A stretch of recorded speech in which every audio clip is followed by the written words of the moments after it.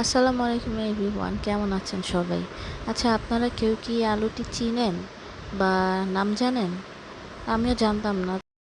পরে নানিকে জিজ্ঞেস করলাম, নানি বলল যে এটাকে নাকি অনেকে বেল আলু বলে, আবার অনেকে নাকি পাবনায় আলু বলে।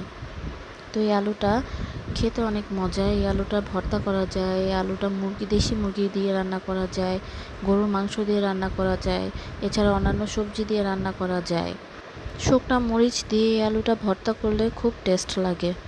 নানি একদিন দেশি মুরগি দিয়ে রান্না করেছিল, খেতে ভালোই লেগেছিল। এই গাছটি লতানো টাইপের গাছ, লতার মাঝে মাঝেই এখানে এই আলুগুলো ধরে থাকে।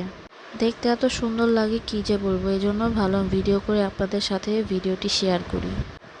এছাড়াও এই গাছে অনেক ঔষধি গুণাগুণ রয়েছে। আগের দিনের মানুষরা এই গাছ দিয়ে বিভিন্ন রকমের চিকিৎসা করত। নেক্সট টাইম যদি এই আলু দিয়ে কখনো রান্না করি, আপনাদের সাথে অবশ্যই রেসিপিটি শেয়ার করব। তো ভিডিওটি কেমন লাগলো কমেন্ট করে জানাবেন সবাই। ভালো থাকবেন সবাই। আল্লাহ হাফেজ।